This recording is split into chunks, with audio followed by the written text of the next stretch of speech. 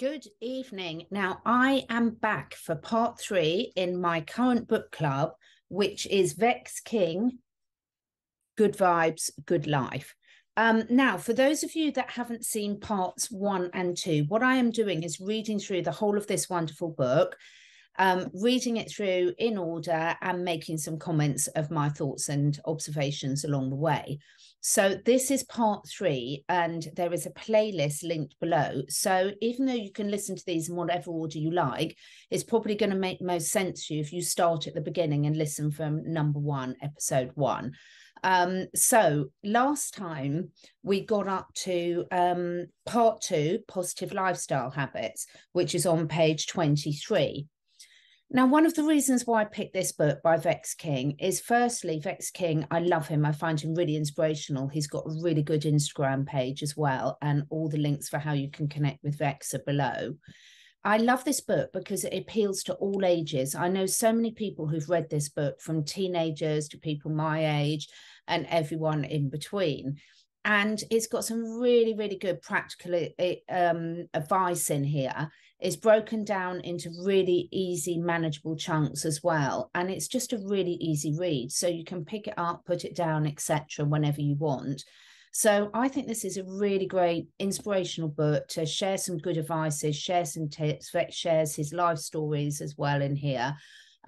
So for me, I really love it. And I hope you do too. So let's get going. Part 2, positive lifestyle habits. Introduction. Higher states of vibration will help you feel good, which means you can manifest more good things in your life. Your aim is to feel better by vibrating higher. There are many lifestyle habits that will help you do this and bring you closer to a more loving and joyful state. Just been grooming the horses. I'm covered in horsehair, hence my hair looking windblown. You can change your emotional state through all sorts of activities that will raise your vibration, some of which will have a lasting effect, while others may make you feel good only in the moment. For example, if you feel upset because you've fallen out with a friend, you might be able to change your emotional state by doing something fun with other friends instead. Other ways you might raise your vibration include physical touch with a loved one, laughing, listening to uplifted music, spreading kindness, sleeping deeply, moving your body, or engaging in any other activity you enjoy. But afterwards, you might be left to face your misery again. Nothing has improved in your mind. You've just temporarily avoided the problem. Alternatively, the practice of meditation can, over time, completely change the way your brain functions. Meditation and the introspective act of studying your low vibration emotions can help you transform these to higher vibration emotions. Thus, meditation might help you view the fallout with your friend in a more positive way. We'll spend more time exploring meditation further on. Since everything is energy, you could say that everything you engage with will affect your vibration somehow. But new actions and changing your mindset in a positive way are also elements of self-love to become the best and happiest person you can be.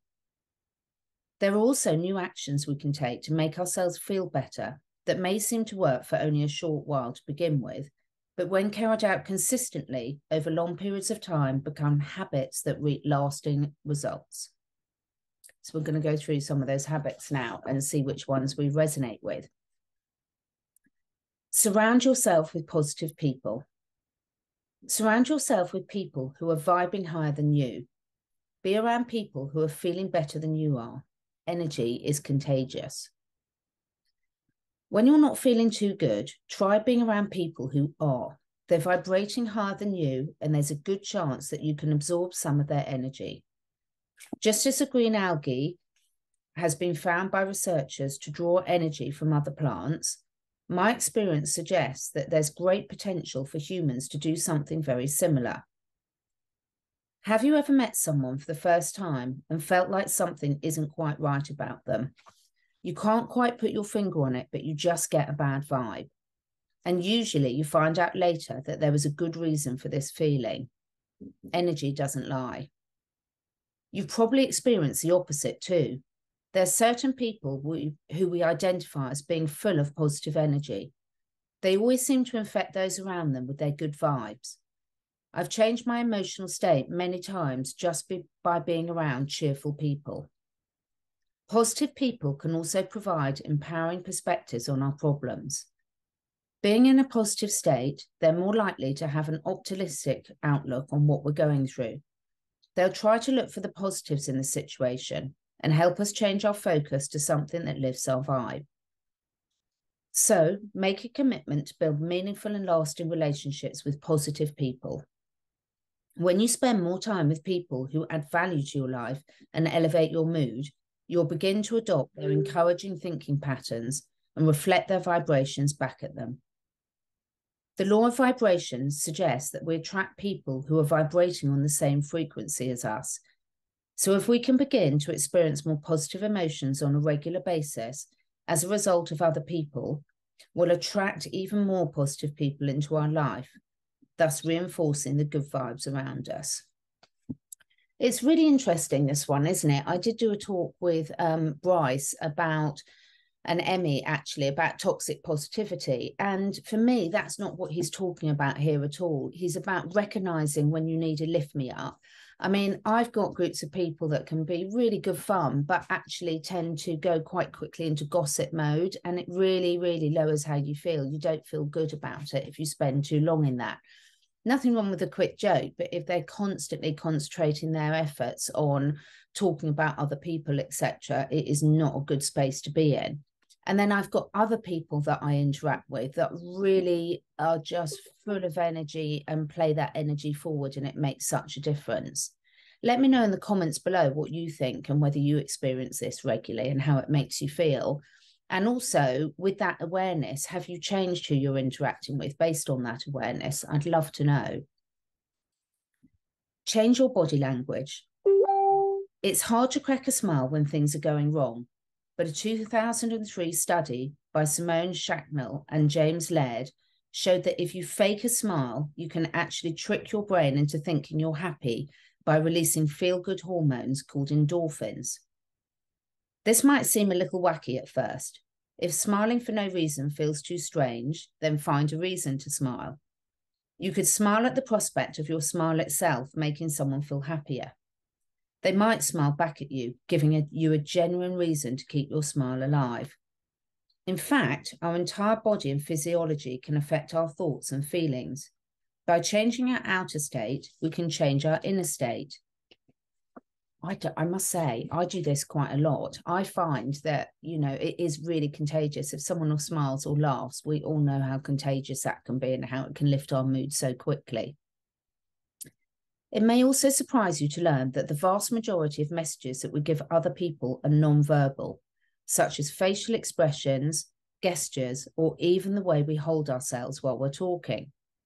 For this reason, it's important that we try to think about the messages we're conveying with our body language.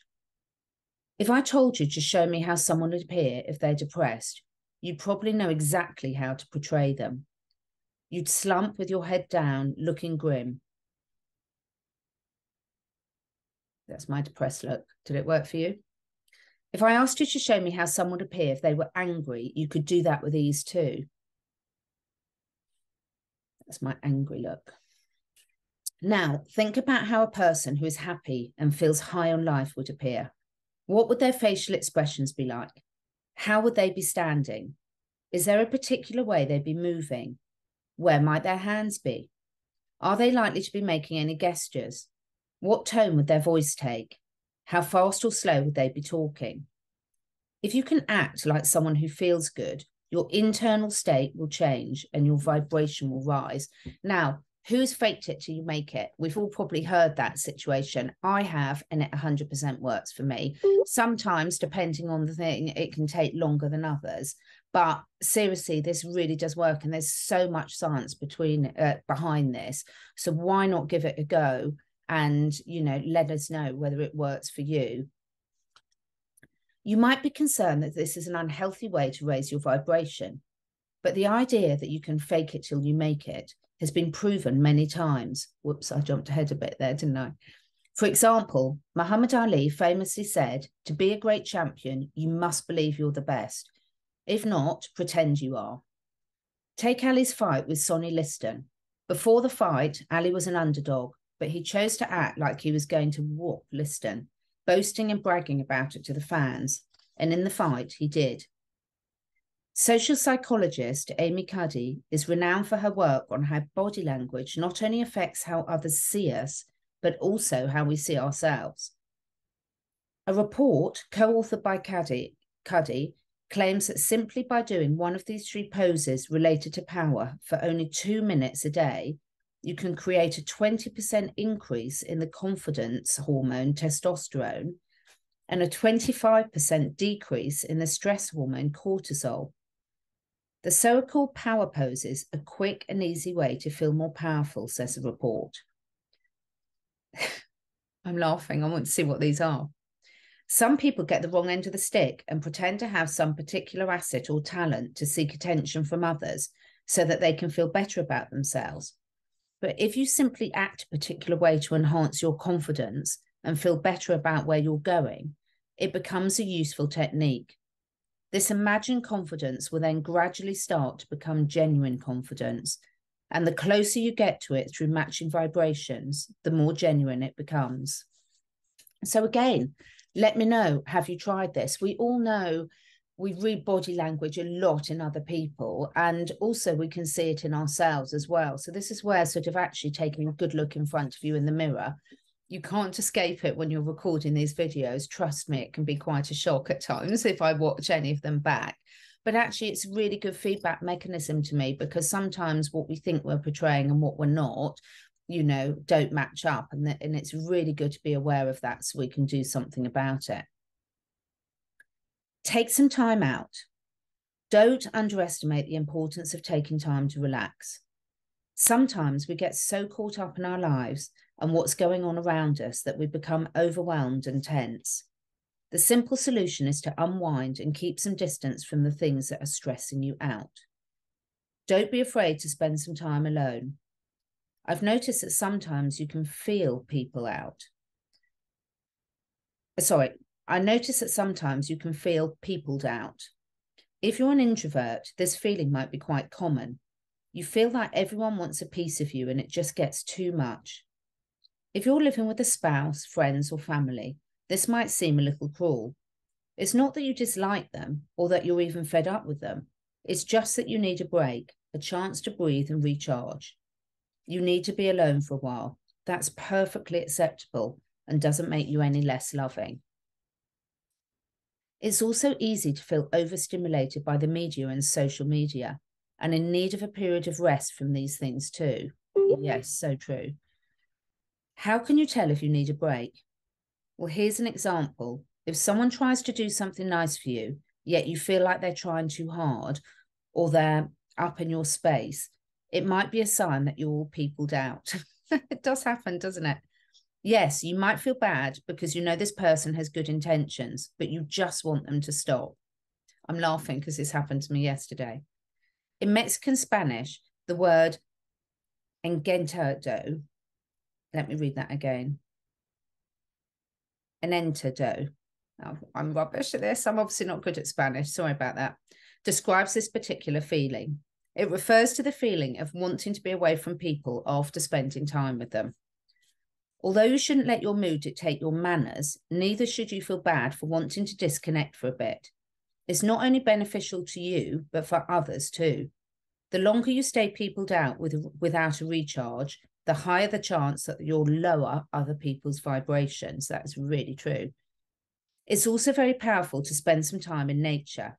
In this day and age, it's increasingly difficult to navigate through life without technology. However, being out in nature can help to replenish and rejuvenate your entire being. A research study published in 1991 found that natural environments had recuperative effects by bringing about positive emotional states and encouraging psychological well-being. Pretty obvious, isn't it? Well, I think we all know that now. You don't have to make this complicated. You could go outside for a walk, do some work in your garden, go sit under a tree, or gaze up at the stars. If the sun is shining, absorbing some rays of light can help boost your vitamin D and levels of serotonin, a happy hormone that acts as a natural mood stabilizer. Do you know, so much of this stuff, it's simple. When we see it written down, we think, well, yes, I know that. But quite often we need these reminders to go and do these things. It's so easy these days to spend too long in front of a computer, too long on your phone, etc. And taking these little breaks for yourself, getting out in nature. I'm so lucky. I've got so many animals I can go and interact with. It's so, so important. It can make such a difference. The next one is find some inspiration. Inspiration keeps me driven and optimistic. Nowadays, there's so many ways that we can get inspired. Self-help books, newspapers, or empowering novels like The Alchemist by Paulo Coelho, my daughter's just read that, are great. I read it ages ago, I loved it. As are a myriad of digital sources of inspiration, such as podcasts. Don't underestimate the power of a great inspirational movie either. I personally find The Pursuit of Happiness, starring actor Will Smith, very uplifting. I remember one particular period during which I felt completely lost in life. I just left a job to pursue my own business, selling inspirational t-shirts. I'd invested my own money, and to my dismay, they weren't selling as well as I'd hoped. I thought they were going to be sold out within days. I'd read all these business textbooks, spent hours on fashion blogs, and felt like I had all the knowledge required to run a successful company and bring something innovative to the fashion world.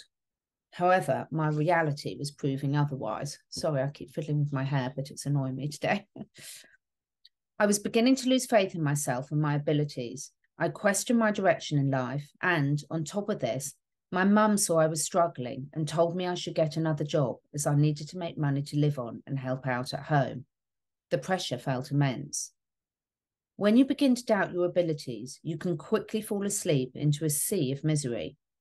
You begin to experience all the lower vibrational states, and this can be damaging. I knew I had to do something, so I listened to various personal development audiobooks, picked up some more self-help books, streamed online videos and read articles, quotes, and blog posts. I even started speaking to entrepreneurial friends I'd met via social media. I started learning about other people's hardships and how they overcame them, even when the odds were against them. I started to feel inspired and my self-belief grew. These stories were demonstrating that my failure wasn't final. Anyone who's accomplished anything great has faced big challenges or failures, but they're only final if you quit. Admittedly, my t-shirt business didn't work out, but it sparked changes, one that benefited me hugely. When you're inspired, you find drive and you feel good about where you're going and what's possible in life. Do you know, I so love that. It's so important. It's not the fact that his t-shirt business didn't work out. It's the fact of what he learned in the process and how that helped him move forward. Because quite often it's learning what we don't want that really helps us clarify what we do want. I love that. Stay clear of gossip and drama. Drama is for TV, not for real life. Don't play a part in someone else's episode in which they're the only star. That is such good advice. I will put my hand up. Sometimes I fall foul to that, of getting involved in friends' dramas. And, you know, it doesn't serve you and it doesn't serve them. So let's see what Vex has to say. At some point, everyone will find themselves taking part in gossip. Sometimes they won't even realise that they're doing it. The worst part is that most people actually enjoy it. They don't think they're being judgmental and see gossiping as harmless. They just love the excitement of hearing juicy rumours about those around them and passing them on and then getting a reaction. And this makes gossiping a great way to lower your vibration. Regardless, spreading gossip preys on our ego. We do it to try and feel good about ourselves, to feel superior to others. It's very often judgmental, and most judgments stem from hatred, which is a low vibrational state that will only lead you to inviting unpleasant experiences into your life. Oh yes, we all know this. As we've already established, every thought and word holds a powerful vibration. When we discuss others in a negative way, We're sending negative energy out into the universe. As a result, this lowers our own vibration, resulting in toxic events in our lives that will produce ill feelings. Ayurveda, the ancient Indian medical system, says gossiping affects some of our energy system centers known as chakras. This activity restricts us from ascending to higher vibrational states. News outlets profit from gossip by publicizing other people's misfortune. Luckily for them, some people buy into it. As a result, it's become socially acceptable to discuss other people. Yet everyone knows they wouldn't like it if they were the subject of gossip. So distance yourself from conversations about others, or try to direct the discussion into something more positive. You'll notice that, more often than not, people who spend their time gossiping are the ones who seem to complain or find comfort in misery. If you join them in their habits, you'll gradually become disillusioned with life too. Similarly, getting swept up in unnecessary drama can heighten both stress and anxiety. This puts you in a lower emotional state, and as you already know by now, this reflects undesirably on your life. Why give up your joy? I've learned to avoid drama at all costs because it does nothing good for me. I once came across a high drama person who attempted to argue with me about a point I've made. Ironically, my point had been that we should walk away from fights because they can disrupt our peace, but he didn't believe that we should. When I kindly told him that I respected our differences and we should move on, he got angry. If I'd felt he was actually interested in my perspective, I'd have been happy to share it and listen to his. However, he only wanted to argue to prove me wrong and drag me down. His ears were shut and his mouth was open. He wasn't ready to learn, only to dictate. Our beliefs were different and he got really worked up by it. To him, I was spreading false information and creating further suffering in the world with my viewpoint. This anger was followed by personal abuse directed towards me, particularly since I wouldn't take part in his battle. I simply stayed silent and observed until I could distance myself. It didn't seem like this person cared deeply for other people's well-being, or that he wanted to prevent suffering in the world. His aggressive behaviour contradicted his points. He simply needed to justify why he was right and that his way was the only way. My belief shattered his truth that we should always fight back, and without that truth, his identity became threatened. This is the work of the ego. Your ego is your self-image created by thought. It's your social mask, one that constantly requires validation because it lives in fear of losing its sense of identity.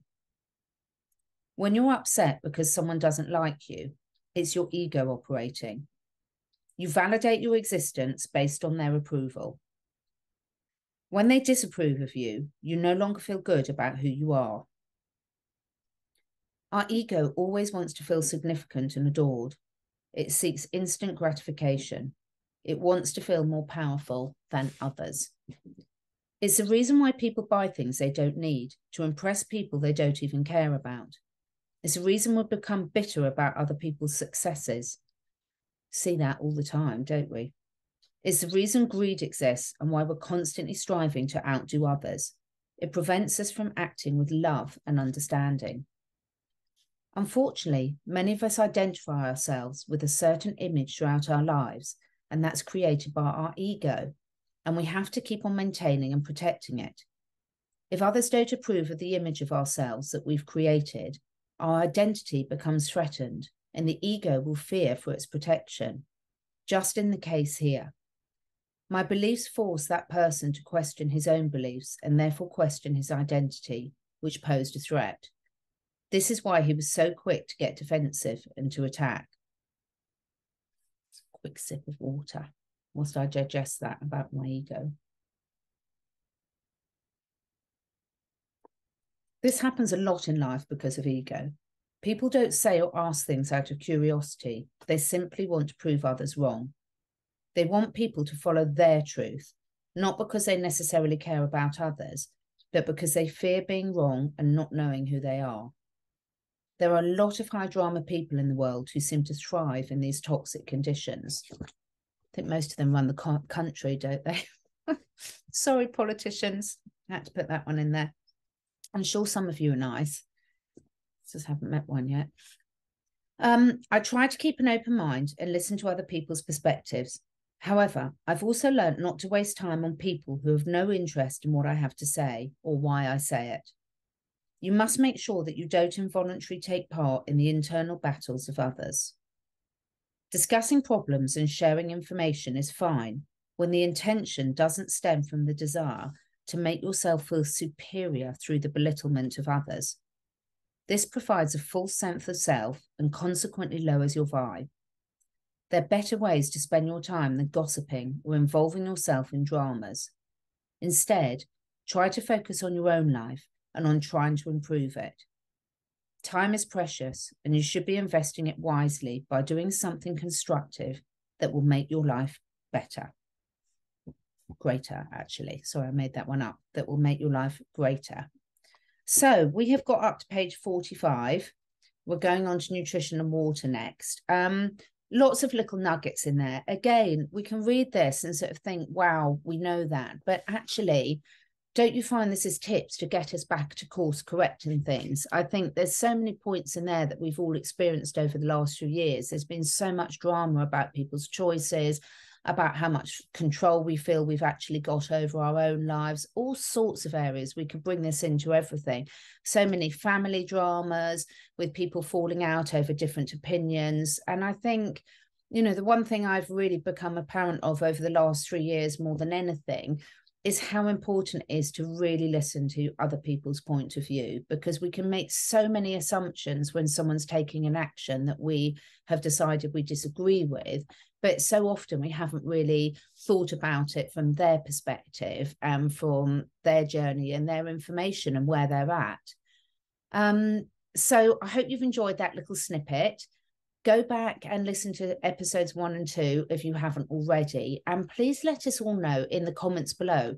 We would love to know what works for you, what experiences have you got, how are you seeing this playing out in your life, and how does it make you feel? Because when we share tips that work for ourselves, it's definitely going to help for others. So I will be back for part 4 next week. Thank you for listening. If you like it, please do hit the subscription button, the like and the share, because that helps more people find this content, and I really appreciate that. Thank you.